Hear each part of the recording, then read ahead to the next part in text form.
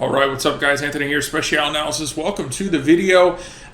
Came across some content out there floating around the internet about JP Morgan looking strong. So I'm certainly not contesting the fact that it looks strong, but I also want to give you both sides of the analysis, okay? I'm a big proponent of, if I'm going to deliver content, I want to deliver content about the opportunity, but I also want to deliver content about the risk, because every opportunity comes with some form of risk. So that's what we're going to talk about right now. Again, what we're looking at here is JP Morgan, ticker JPM. This is a daily chart displaying year to date, so January 1, 2024 to current date. And I mean, listen, we're making a pretty substantial recovery here, okay? I want to kind of talk about the price action a little bit, and then I'm going to show you my analysis, all right? Because I genuinely believe that providing somebody with analysis is providing both sides of the analysis, okay? There's so many of these influencers on the internet and so many of these gurus that are just, they sell you an idea about excitement, but they forget to tell you about the risk. And at the end of the day, if you are going to trade your own money, or even if you're trading a funded account or whatever, the fact of the matter is you are a steward of that account, meaning your risk management should always come first. If you want to gamble, go to Las Vegas. This is not gambling. This is strategic trading, understanding what the risk is if the trade doesn't go as planned. So, in a pretty strong uptrend here for the lion's share of the year, we make what looks like a relatively weak top. We gap down on earnings, and then now we are rallying back up. We've closed this gap here. We've taken a great impulse, a nice correction, and it looks like we're trying to impulse. So I want to talk about the first top placed before we really dive into the analysis component of the video. In this, we're going to strictly talk about volume and price action. Okay, these are two of the most important things that you must understand. It doesn't matter if you're day trading a 5-minute chart, or you're position trading a monthly chart, or you're swing trading on a daily chart. None of that matters. What matters is what is the relationship between volume and price action. So let's take a look at these initial highs placed, okay? I think it's pretty important that we just really take a look at the initial these pushes here and see what they look like. So we come up on fairly strong volume, okay? So our first run up here in this candle, you can see the volume is kind of ever so slightly rising down here, which is great, all right? But we then place the next bar where we actually wick through the body of the prior bar on decreased buying volume. All right? So that's not a super strong sign that we've now made this absolute push to the highest point year to date, and then we fall back on low buying volume. In fact, this candle closed lower than it opened by 1.23%. Market takes another little dip back here, and then we try to push again. We get this nice bar right here where we open at the low, close at the high. Okay, just average volume, nothing special going on here. And then the next day we try to do it again. It's a much smaller candle, much tighter price action, but notice that we don't settle above this high. The high of this candle is 200.48. The close here is 200.3. All right, so we can't seem to close above this wick. The next day comes along, we decrease again in buying volume, and once again, we test, but we're unsuccessful in closing. That, to me, looks like a weak top, okay? If the market is going to follow through, it should place it on increasing buying volume. Now, there's a difference between increasing buying volume and a volume climax. So let's not mix the two. I don't want to get too deep into what a volume climax is in this video, because that's kind of another area to dive into, and we will in other videos. But you could see the fact of the matter is, this is a top that doesn't have very much enthusiasm, right? There's no enthusiasm for follow through, at least, right? So we get earnings, we take this big drop here, we pull in, we place a low, nicely appointed low. If you see these couple little tight candles here, and we pull right into that 180 mark really nicely. I don't dislike that. And we get this really great rotation back. We actually fill the gap. Okay, so that's always an objective that needs to get taken care of. We come up, we fall back, and now we're trying to push up again. I want you to notice that we made a pretty good sized candle here on fairly low volume. All right, like this volume candle here from Wednesday is really no higher than anything else across the board year to date. Like there's a few spikes, but that volume that day, there wasn't this grand amount of excitement. What's more concerning to me is the candle that closed today. Okay, we opened at the low, we closed at the high on decreasing neutral volume. What's neutral volume? It means that there was no presence of one side being more aggressive than the other. Okay, so we're now making basically a new high on this run up. We have an impulse, a correction, an impulse, but it's happening on decreasing, less than interested buying volume. It's kind of like, it's not wonderful. Okay, not wonderful. When I see a new high being made, I want to see a new high being made on increasing volume.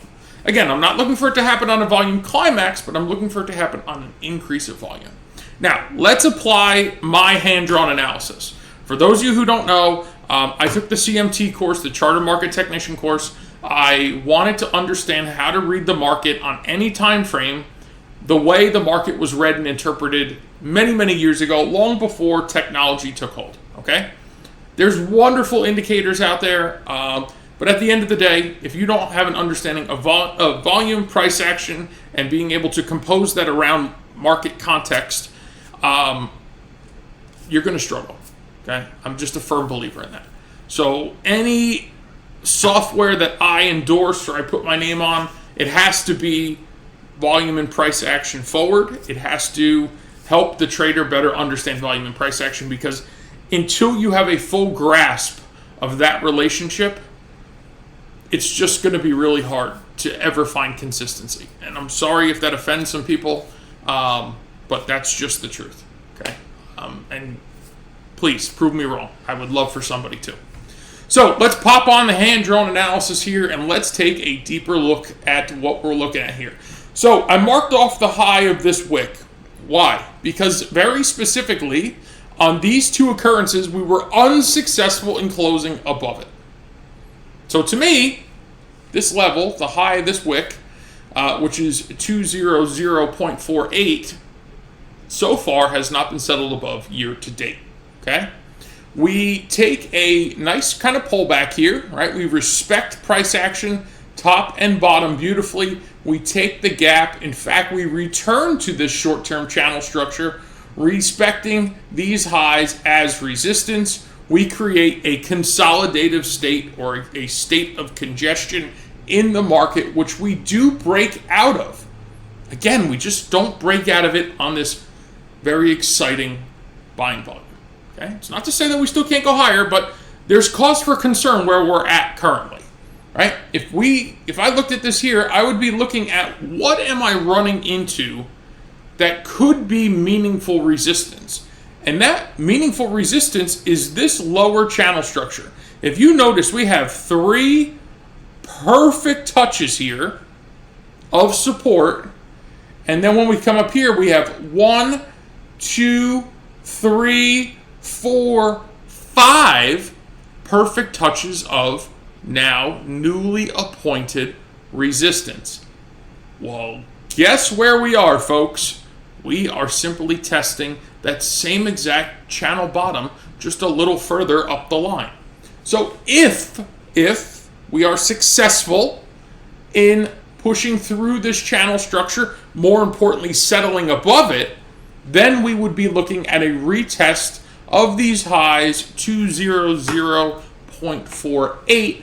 And if we're able to successfully settle above that, closing above it, right? On increasing volume, not a volume climax, we would then look to cross this channel structure. Currently, it's resting at about 207 and ascending as time progresses. So there's a chance that we find resistance here. There's a chance that we fall back into either this consolidative state here at, call it 194, this descending shorter term daily channel structure 192, or if we're able to successfully close above it, the next objective is to close above that wick very specifically, which we have failed 2 other occasions, and then onward and upward to the upper channel line. Now, this lower channel line, as I mentioned, 1, 2, 3, 4, 5 times it has been tested recently, and resistance has been found every single time.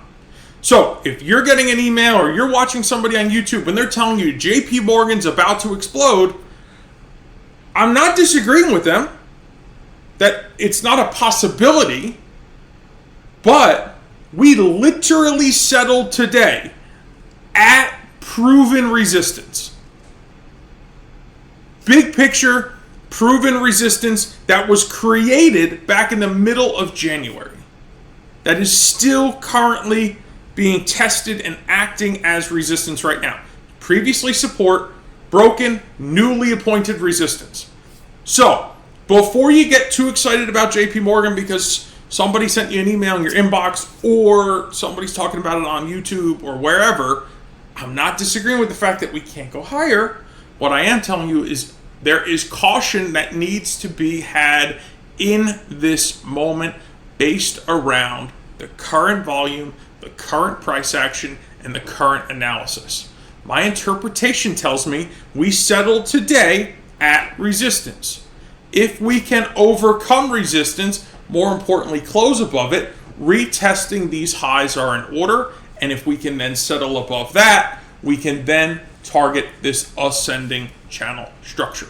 Again, if we fail to overtake this current resistance, which we settled at today, we could easily fall back 193, 194, call it 194, followed by 192. And then, if we break this congestion here, we probably fall back into retesting these lows. And this would appoint a lower high on the bigger picture based on the previous failed top right here. Right? It's not that it's a failed top, but it's a top. It's a top that failed to go higher. Okay? So when I say failed, I mean on the second and third attempt, it failed.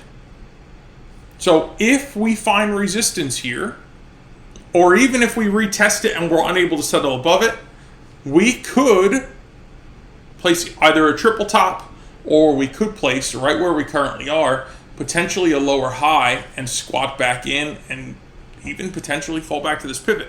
Breaking this pivot tells us that, hey, listen, party's over. We're going to be looking for a new impulse, probably into year-to-date low, which would put us down towards 165. Now, I don't want to get drastic, but if somebody's telling you JP Morgan's ripping higher, you should know that on this date, it currently closed at proven resistance. So whenever you're getting excited about what some social media influencer or what somebody's telling you in your inbox, just make sure that you look at both sides, right? Make sure that you have some way, whether if you're fluent in doing your own analysis or you work with somebody who's fluent in helping you with analysis, make sure that you look at it from all angles before you just go ahead and follow along with what somebody said. So, guys, with that, I'll wrap up the video. I just felt like this needed to be talked about, and this goes for every single stock recommendation that you see out there, or hear out there, or is thrown in your inbox, or is talked about on social media. So just know that anyone that's providing you with an idea should be providing you with the opportunity and, of course, the risk associated with it. If I can help you in any way, feel free to leave a comment below. with that, guys, if you enjoyed this video, please like it, subscribe to the channel, not to miss the next one. God bless, and I will see you then.